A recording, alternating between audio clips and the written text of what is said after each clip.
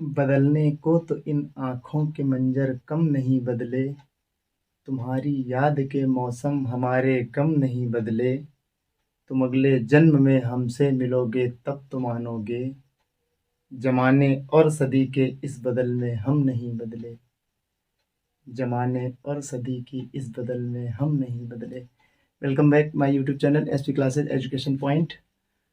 Today we are going to learn about imperative sentence in narration.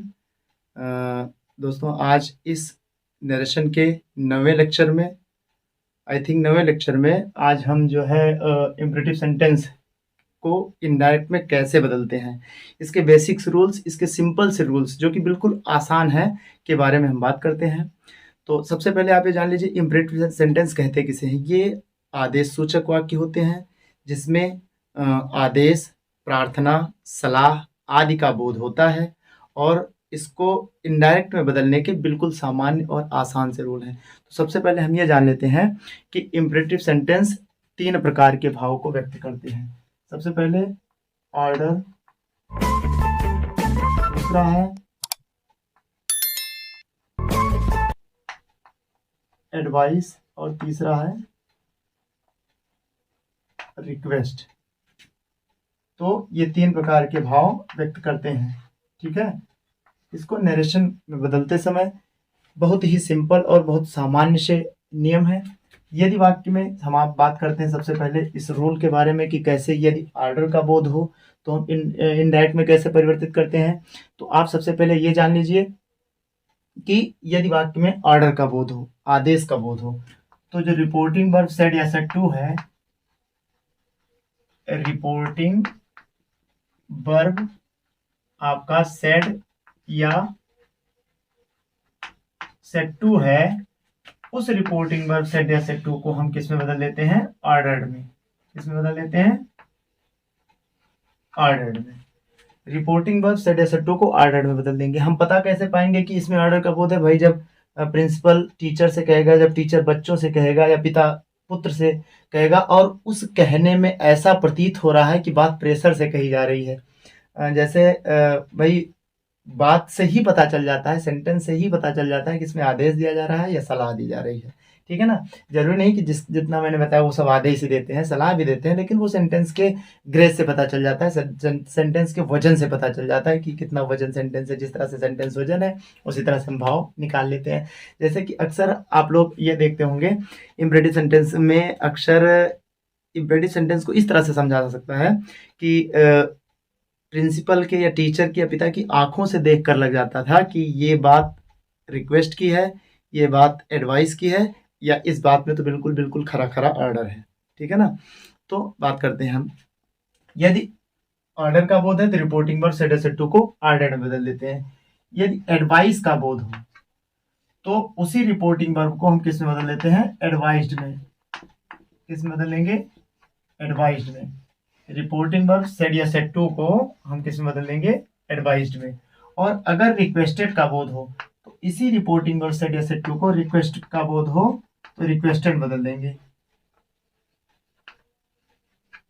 Requested में बदल देंगे, ठीक है ना। ऑर्डर का बोध है तो रिपोर्टिंग वर्ब को ऑर्डर्ड में, एडवाइस का बोध है तो एडवाइस में, और रिक्वेस्ट का बोध है तो उसी सेड या सेड टू को हम किस में बदल देंगे, रिक्वेस्टेड में बदल देंगे, ठीक है ना। अब आप जान लीजिए अगर एडवाइस दिया जा रहा है, एडवाइस दी जा रही है तो मान लीजिए सलाह है, तो उस सलाह से जो है ये पता चल जाता है कि मतलब उस सेंटेंस से पता चल जाता है कि यहाँ पे सलाह दी जाए। जैसे डॉक्टर कभी आदेश नहीं देगा आपको, वो हमेशा सलाह देगा। आपका मित्र वो कभी आपको आदेश नहीं देगा, वो हमेशा सलाह देगा, ठीक है ना। यदि रिक्वेस्ट का बोध होगा तो प्लीज या काइंडली शब्द लगा होगा, उससे आप जान लीजिएगा कि रिक्वेस्ट का बोध है। तो इस तरह से भाव स्पष्ट हो जाता है। अच्छा, तीसरा स्टेप्स क्या है कि ये तो रहा रिपोर्टिंग वर्ब। अब जब हम इन्वर्टेड कामा को हटाते हैं तो क्या करते हैं, जब इन्वर्टेड कामा को हटाया जाता है तो उसके साथ टू का प्रयोग जो है वो कंजक्शन के रूप में किया जाता है। क्योंकि इंपरेटिव सेंटेंस वर्ब के फर्स्ट फॉर्म से प्रारंभ होता है, इसमें कर्ता यू छिपा रहता है, इसलिए जब इनडायरेक्ट में चेंज करते हैं तो ये टू प्लस रिपोर्टेड स्पीच का जो वर्ब फर्स्ट है, जो वर्ब का फर्स्ट फॉर्म है, ये मिला करके क्या बन जाता है, पूरा इन्फिनिटिव। अर्थात जब हम जोड़ते हैं तो वो इन्फिनिटिव बन जाता है वर्ब, ठीक है ना। इस तरह से हम बात करते हैं। तो पहले एक एग्जांपल समझ लिया है आसानी से ऑर्डर का। सबसे पहले हम ऑर्डर पे बात करते हैं। तो ये हो जाएगा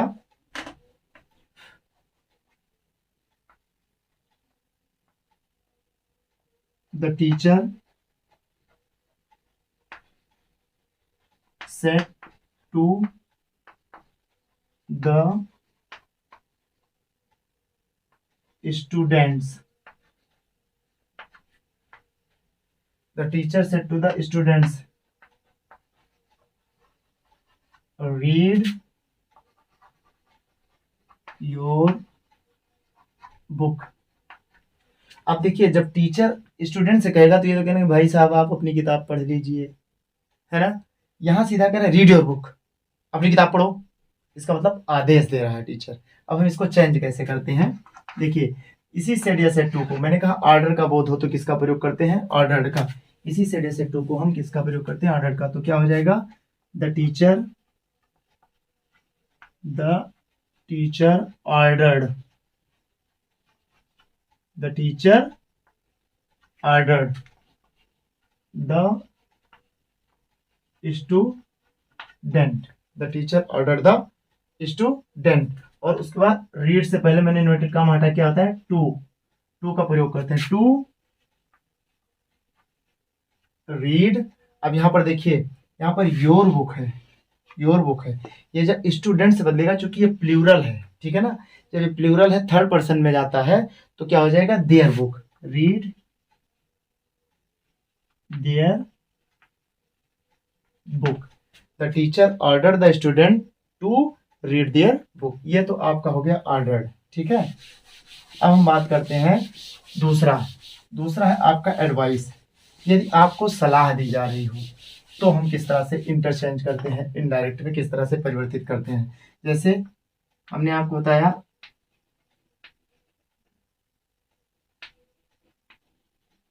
the doctor said to me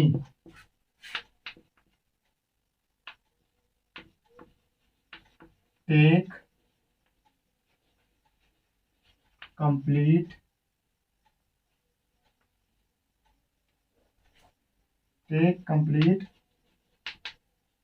rest, ठीक है। अब डॉक्टर ने मुझसे कहा कि भाई आप बेड रेस्ट करो, एकदम आराम करो, ठीक है ना। तो हम इसको चेंज करते हैं, तो डॉक्टर हमेशा क्या करता है, सलाह देता है। The doctor advised me to take complete rest, ठीक है ना। The doctor advised me to take complete rest, doctor ने मुझे ये सलाह दी कि हम पूर्ण रूप से बेड रेस्ट करें, ठीक है ना। ये हो गया। अब हम बात करते हैं रिक्वेस्ट की। तीसरा स्टेप हमारा आता है रिक्वेस्ट का। अब रिक्वेस्ट करते समय आप एक चीज ध्यान दीजिए कि आपको सेंटेंस में प्लीज या काइंडली शब्द मिलेगा। अगर आपको प्लीज या काइंडली शब्द मिलता है तो आप जान लीजिए इनडायरेक्ट बनाते समय ये शब्द क्या होते हैं, निरर्थक होते हैं। इसलिए हम इस प्लीज या काइंडली शब्द को हटा देते हैं, ठीक है ना। और रिपोर्टिंग वर्ब में रिक्वेस्टेड का प्रयोग करते हैं। जैसे he said to his father,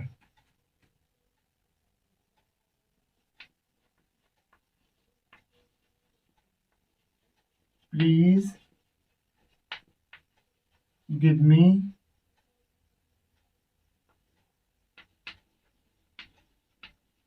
₹10।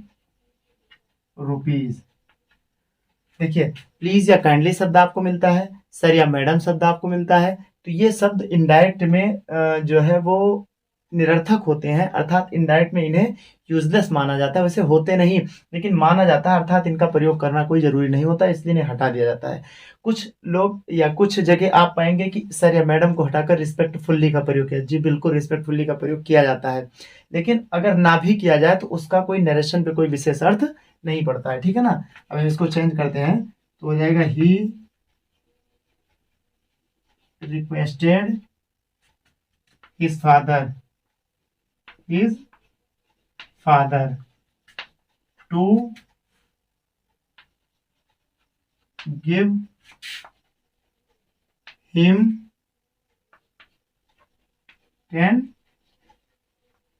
Rupees, ठीक है ना। इस तरह से हमने आपको बताया कि ऑर्डर, एडवाइस और रिक्वेस्ट किस तरह से हम परिवर्तित करते हैं, ठीक है ना। अब हम बात कर लेते हैं थोड़ा सा कि यदि इम्परेटिव सेंटेंस अगर निगेटिव हो तो फिर हम क्या करेंगे। अर्थात इम्परेटिव सेंटेंस जो है वो अगर नकारात्मक हो, डू नॉट का प्रयोग हो, या कोई चीज मना की जा रही है आपको, पिताजी या प्रिंसिपल साहब कुछ मना कर रहे हैं आपको, तो उसको हम कैसे इनडायरेक्ट में परिवर्तित करते हैं, ठीक है ना। तो हम बात करते हैं डू नॉट की। अगर इम्परेटिव सेंटेंस में आपको डू नॉट मिल रहा है, क्या मिल रहा है, डू नॉट मिल रहा है, तो नरेशन बनाते समय अर्थात इसे इनडायरेक्ट में बदलते समय इसकी दो विधियां हैं। पहला, डू को हटा देते हैं तथा नॉट प्लस टू का प्रयोग करते हैं, अर्थात डू को हटा देते हैं, नॉट के बाद टू का प्रयोग करते हैं।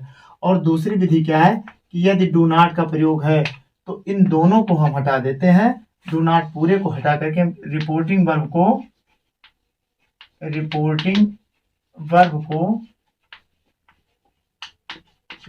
वर्ब को हम फॉरवर्ड में परिवर्तित कर देते हैं। किसमें परिवर्तित कर देते हैं, फॉरवर्ड में परिवर्तित कर देते हैं। रिपोर्टिंग वर्ब सेड एसेट टू को फॉरवर्ड में परिवर्तित कर देते हैं और डू नॉट दोनों को हटा देते हैं। डू नॉट का मतलब होता है नहीं और फॉरवर्ड का मतलब होता है मना करना, तो दोनों निगेटिव अर्थ रखते हैं, इसलिए फॉरवर्ड के साथ डू नॉट का प्रयोग नहीं करते। लेकिन एक चीज ध्यान रखिए, अगर वाक्य में नेवर का प्रयोग किया गया है, अगर वाक्य में नेवर जिसका हिंदी अर्थ होता है कभी नहीं, अगर इसका प्रयोग किया गया है तो कभी नहीं के साथ कभी भी जो है वो फॉरवर्ड का प्रयोग नहीं होगा, नेवर टू करके होगा, ठीक है ना।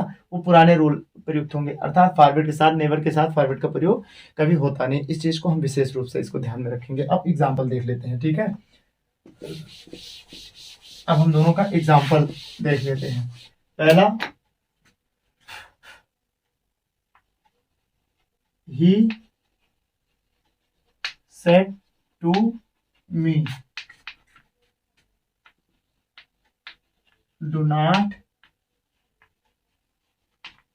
waste your time. He said to me, do not waste your time. इसको हम जब बदलेंगे तो he